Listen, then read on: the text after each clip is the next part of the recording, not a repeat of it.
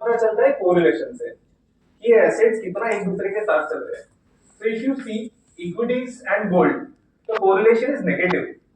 Historically अगर आप पिछले 4 साल छोड़ दो तो नेगेटिव 0.4 0.5 कोरिलेशन हुआ करता था, अभी कम हो गया है। बट दिस मीन्स कि जब इक्विटी नहीं काम करेगा तभी गोल्ड काम करेगा, जब गोल्ड काम नहीं करेगा तभी equity will help. Similarly silver भी आप देखोगे तो 0.12 का कोरिलेशन है, डेट भी आप देखोगे तो 0.17 का कोरिलेशन है। So we are mixing these asset classes in a single portfolio so that at each and every point of time कुछ ना कुछ आपके पोर्टफोलियो को मदद कर रहा है।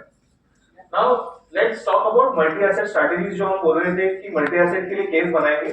तो let's talk about कि क्या बेनिफिट्स है। First major benefit is control in drawdown. कि इक्विटीज में जब क्राइसिस आती है, इक्विटीज में जब बहुत प्रॉब्लम्स आते हैं, तब अगर आपकी डाइवर्सिफाइड पोर्टफोलियो है, डेट में है, गोल्ड में है, सिल्वर में है, तो during those period your drawdowns are much better controlled compare to when it is only in equity.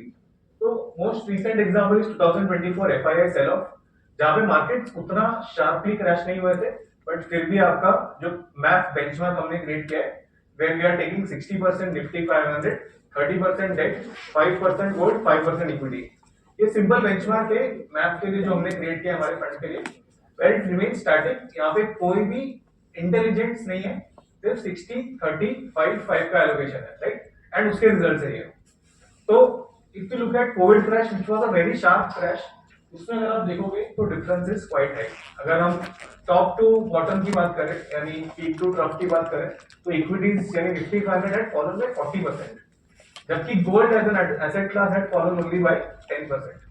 तो यहाँ पे ऐसे पीरियड्स में आपका ये एसेट एलोकेशन अगर है तो your drawdown becomes very very controlled. Second, बहुत सारे पीरियड्स ऐसे आते हैं जहां पे इक्विटी में कुछ रिटर्न नहीं बनता है, जैसे हम पिछले 1 साल से विटनेस कर रहे हैं। टाइम श्योर आपके सबके क्लाइंट आपको काफी परेशान कर रहे होंगे कि कुछ रिटर्न नहीं बना है, कहां पैसा डाल दिया है, कहीं कहीं नेगेटिव भी हो गया है। So during these periods also specially multi asset strategies help a lot. कैसे? तो 1 साल में आप देखेंगे इक्विटीज ने ऑलमोस्ट 0 रिटर्न दिया है, बट अगर आप एसेट एलोकेशन करते हैं तो 3.5% रिटर्न आपको देखने मिलता है। सिमिलरली ऐसे हिस्टोरिकली बहुत पीरियड्स आए, पिछला 1 साल तो मैं अगर कहूँ तो काफी काइंड है, बिकॉज पहले तो 2-2 3-3 4-4 साल के पीरियड ऐसा है जहां इक्विटीज कहीं पे भी नहीं गए। During those periods we realise the importance of asset allocation.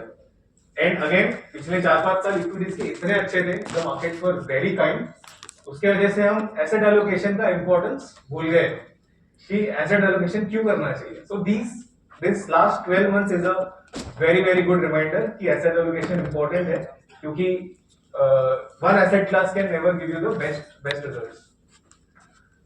very important slide कि जब हम longer term की बात करते हैं, so this data is from 2010 to 2025। the comparison is between Nifty 500 TRI and the MAP benchmark जो हमने just अभी बात की। Nifty 500 TRI ने 13.13% का CAGR दिया है, while this benchmark has given a return of 12%। 1% return कम है, लेकिन अगेन यहाँ पे कोई इंटेलिजेंस नहीं है in terms of asset allocation, in terms of security selection. 60 30 5 5, but still the beauty is where कि जहां पे आपका स्टैंडर्ड डेविएशन हम देखते हैं, इक्विटी में ऑलमोस्ट 18% का स्टैंडर्ड डेविएशन है, whereas for this MAP benchmark the standard deviation is significantly lower at 12.25। अच्छा, अभी कोई मुझे बता सकता है कि इसका क्या फायदा होगा? अगर मेरा standard deviation of portfolio is low, how will it benefit you as a distributor? Volatility कम होगी, पर उससे आपका क्या फायदा होगा? करेक्ट, पैनिक नहीं करेगा, right. See at the end of the day जब आप क्लाइंट को ऑनबोर्ड करते हो तभी आपको उनका फाइनेंशियल मैनेजमेंट करना है, एंड जब मार्केट थोड़े खराब हो जाते हैं तो आपको उनका इमोशनल मैनेजमेंट करना है। तो when volatility is lower your emotional management time and effort goes down. तो यही है कि आप बिजनेस डेवलपमेंट पे ज्यादा टाइम दे सको। यानी अगर आप सबको होल्ड कर रहे हो, आपको दिन में 15-20 कॉल आ रहे हैं, तो क्या आप नया बिजनेस डेवलप कर पाओगे या कुछ नया सोच पाओगे? Yes, no, no, right. तो this is a very big factor when it comes to कि लोअर स्टैंडर्ड डेविएशन क्यों होना चाहिए इन्वेस्टर के पोर्टफोलियो का। Now we are coming on to the most important slide.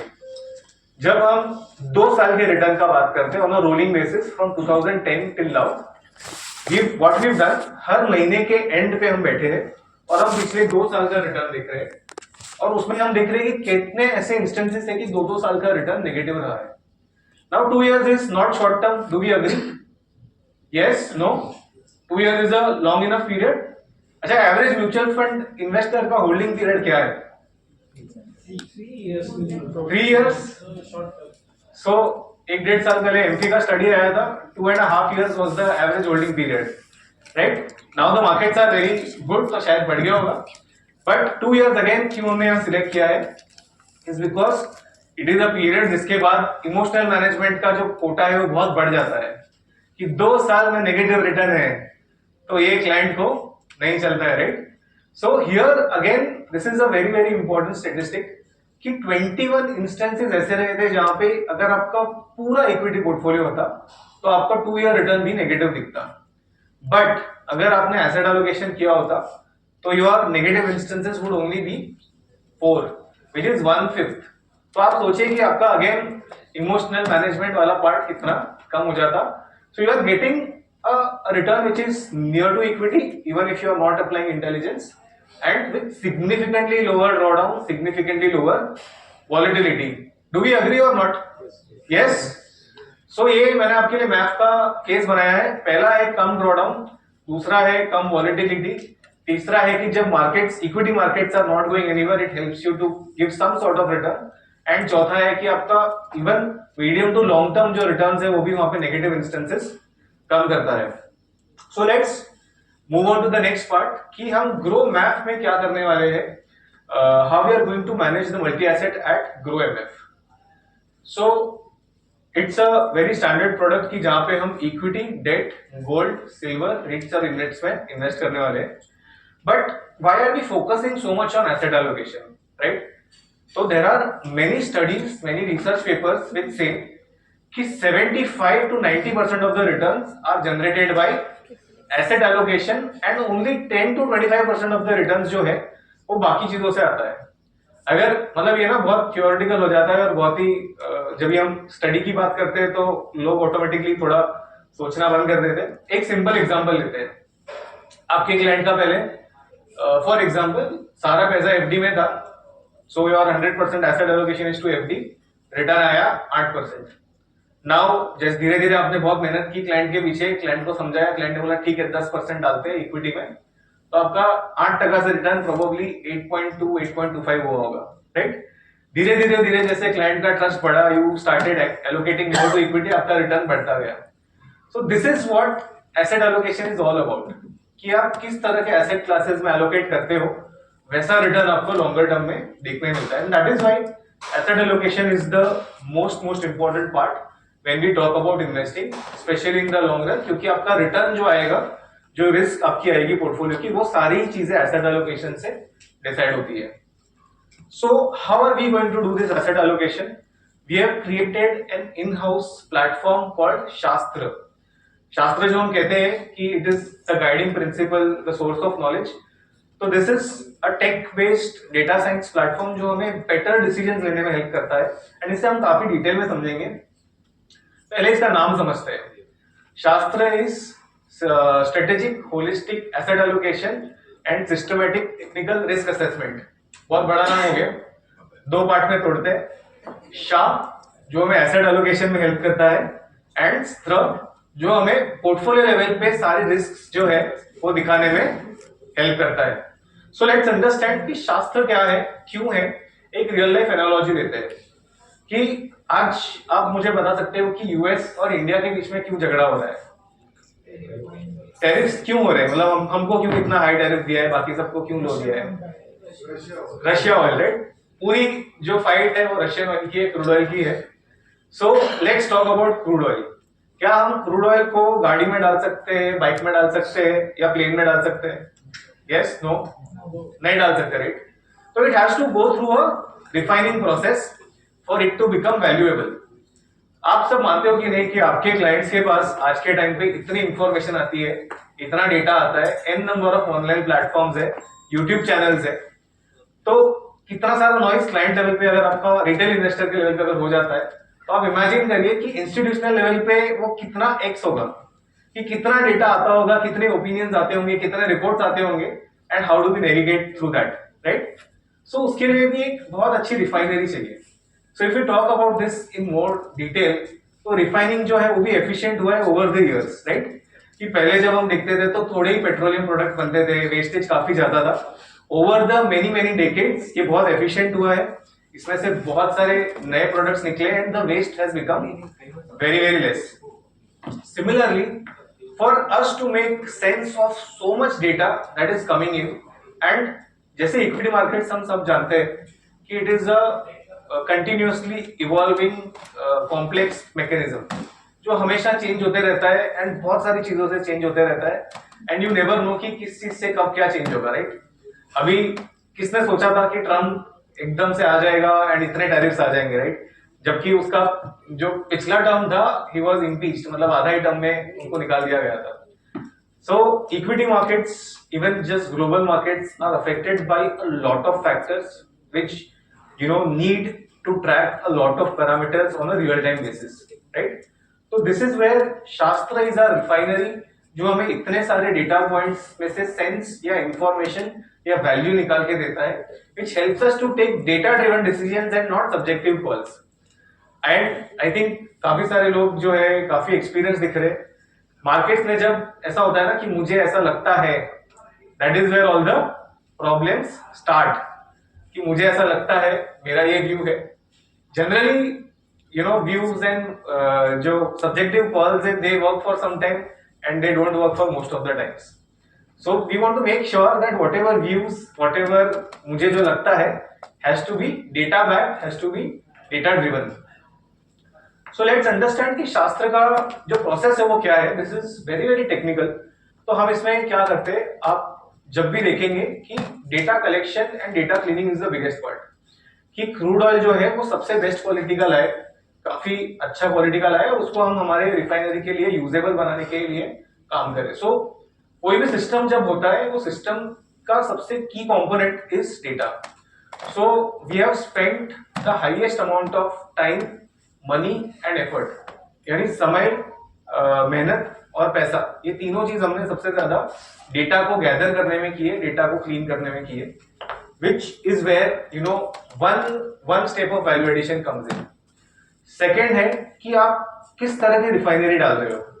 Eight the end of the day, if your refinery is not efficient, all this good data, all this good crude oil that we have collected, उसका हम best efficient use नहीं कर पाएंगे. So we've already seen कि grow technologically कितना advanced है, right?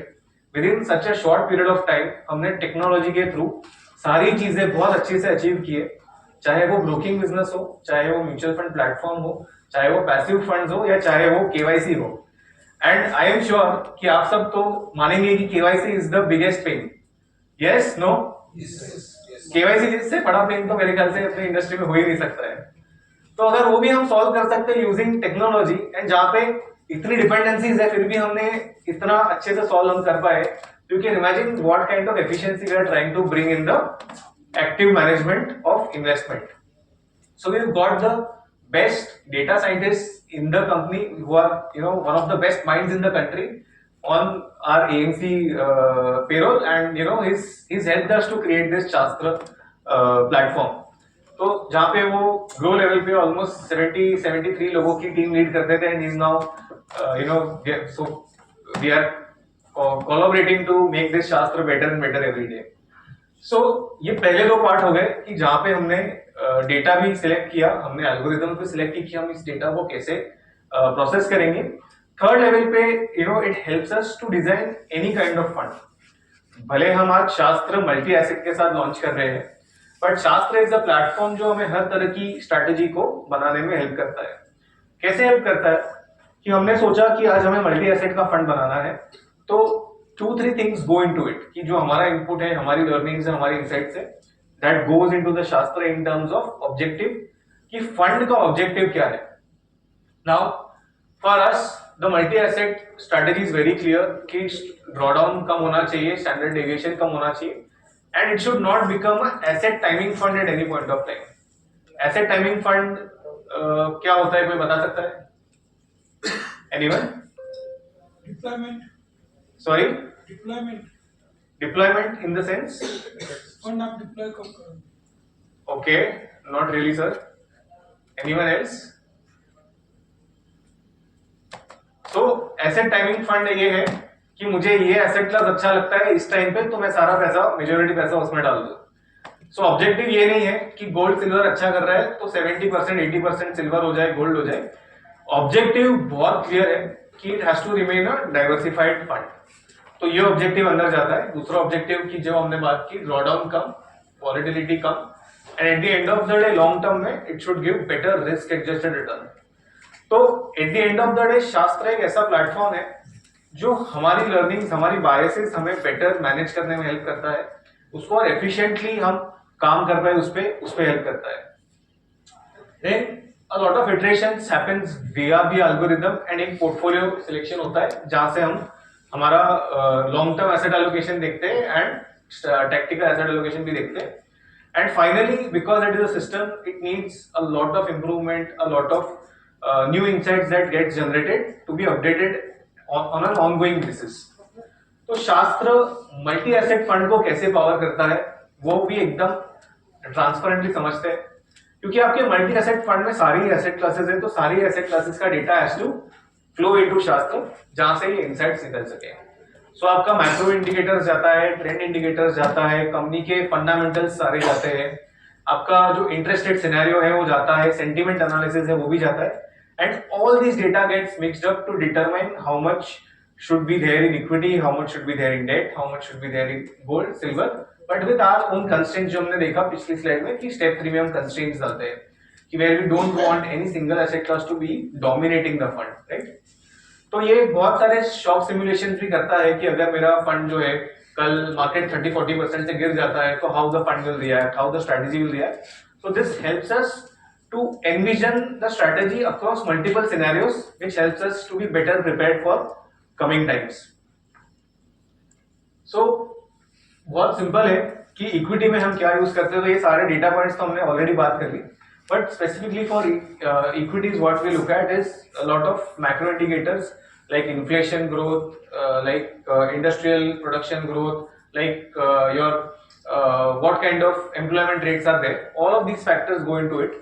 Second level पे हम देखते हैं कि वैल्यूएशन रेशियोज क्या है हर एक इक्विटी इंडेक्सेस की. थर्ड लेवल पे हम sentiment analysis and technical analysis भी थोड़ा पार्ट इसमें जाता है.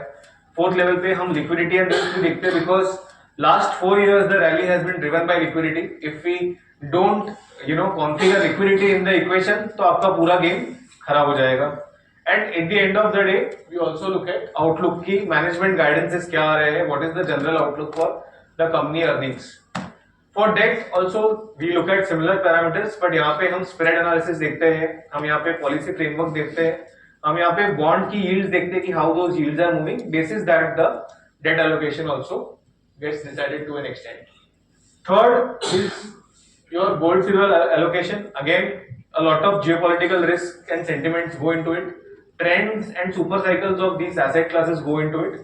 एंड काफी हद तक आपका जो एक गोल्ड सिल्वर रेशियो है वो भी हिस्टोरिकली हमने देखा है कि it helps a lot to allocate properly across this asset classes. तो हर एक एसेट क्लास की अगर हम स्ट्रेटेजी की बात करें with in equity, it's going to be a flexi approach. ऐसा नहीं होगा कि एक पर्टिकुलर मार्केट कैप सेगमेंट की तरफ बायस है. लार्जली क्योंकि हमें वॉलिटिलिटी कम चाहिए, स्टैंडर्ड डेविएशन कम चाहिए, ड्रॉडाउन कम चाहिए. So currently it looks like that large and mid cap में वो हमें space दिख रही है where this objective can be fulfilled for next 1.5 year. तो उस तरह का पोर्टफोलियो आज हम बनाने की कोशिश करेंगे.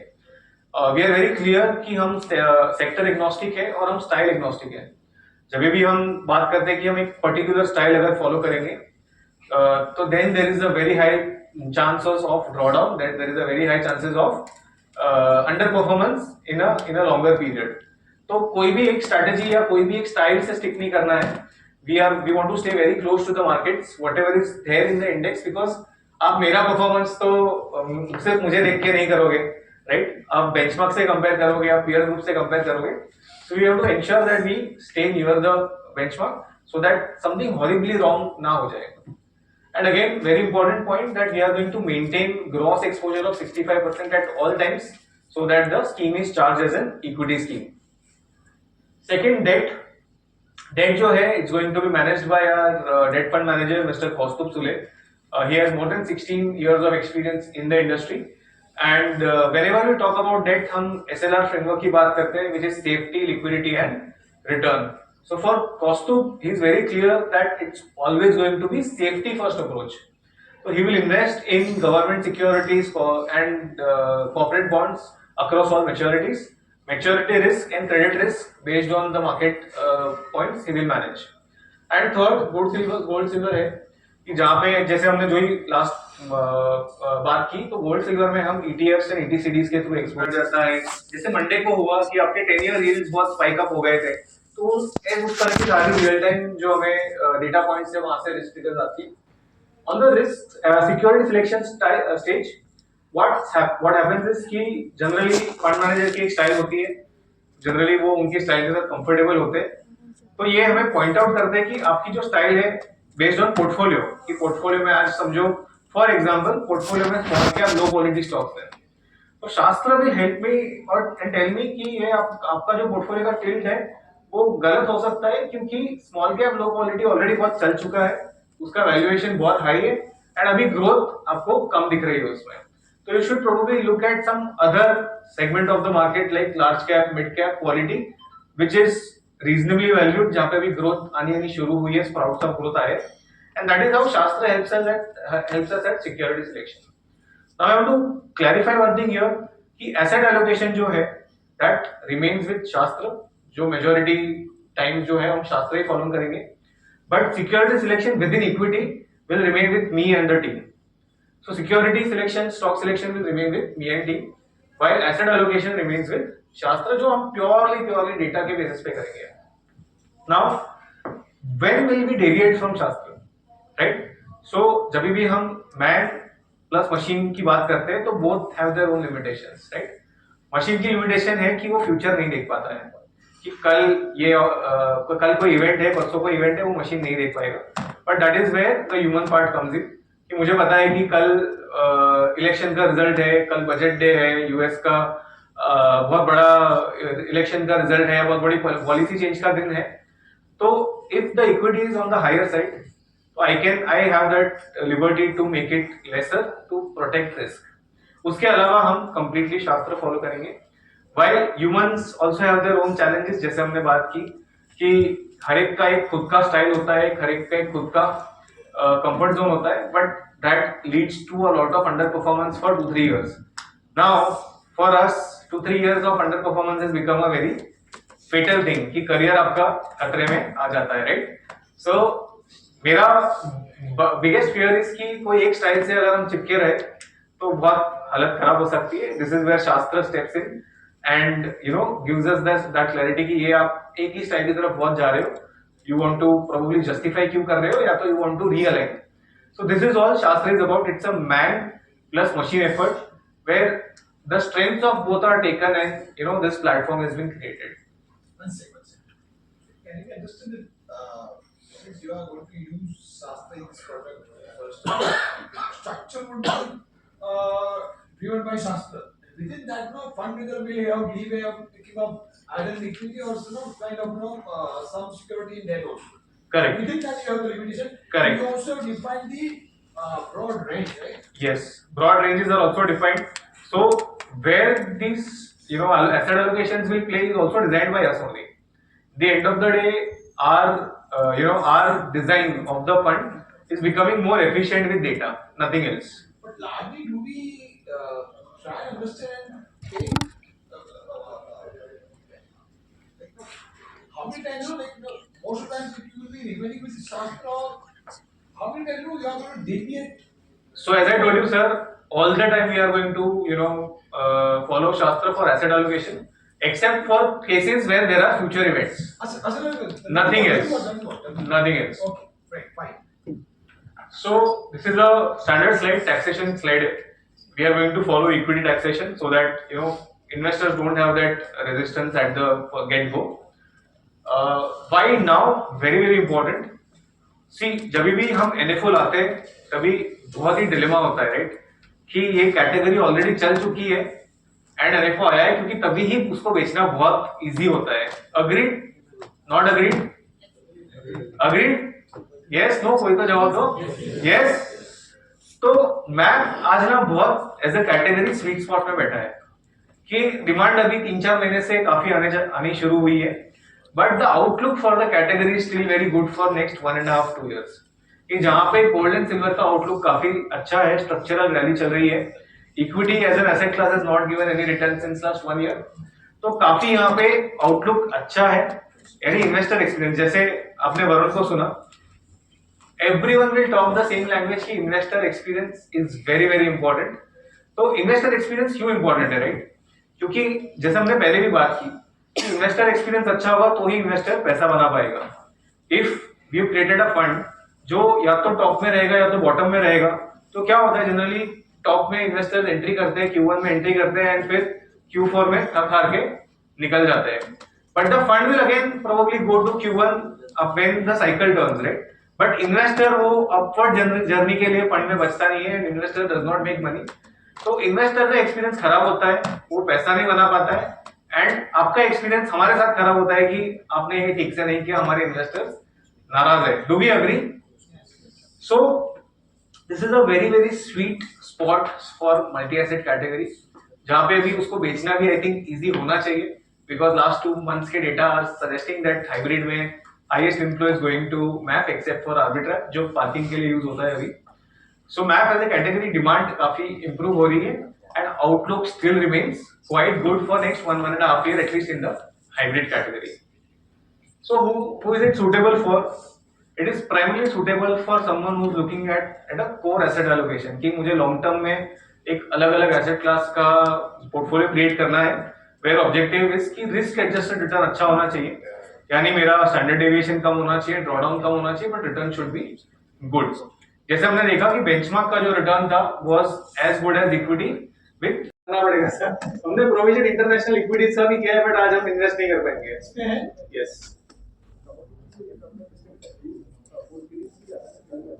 Sir, for a multi asset ना गोल्ड और सिल्वर को छोड़ के कोई और कमोडिटी मल्टी एसेट फंड के लायक ही नहीं है, क्योंकि इतनी वॉलेटिलिटी है ऊपर नीचे. बहुत मतलब it is the traders world कि ट्रेडर को मजा आता है क्योंकि बहुत वोलेटाइल है, नॉट फॉर हाइब्रिड प्रोडक्ट. वो हाइब्रिड का वो यही चला जाएगा, पूरा पर्पस डिफीट हो जाएगा आपका कि जो लो वॉलेटिलिटी चाहिए, लो ड्रॉडाउन चाहिए, पता चला वही 5% वेट आपको रोज 1-2 टका का ड्रॉडाउन दे रहा है. So commodity we are very clear for now only gold and silver. आप देखेंगे बाकी एमसीएस भी जो है at even very very big size copper aluminium आपको 0.1-0.2% से ज्यादा नहीं मिलेगा. There is no value addition as such, at least for this category. You said that the differentiation would be your data scientist team, which is really very powerful. So could you like so you know it's a very big room. I would not want to disclose a lot of details, but yeah, we can definitely discuss more one to one. Yeah. No issue. I don't want to give names.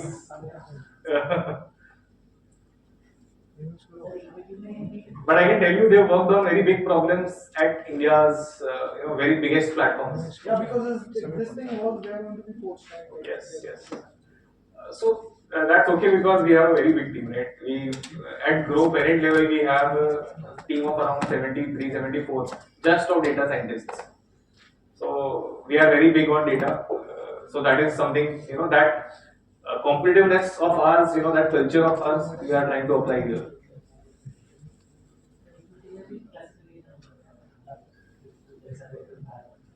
नहीं, ऐसा कोई restriction नहीं है, जो भी अच्छा लगेगा वो करेंगे. फ्लेक्सी मैं करूँगा.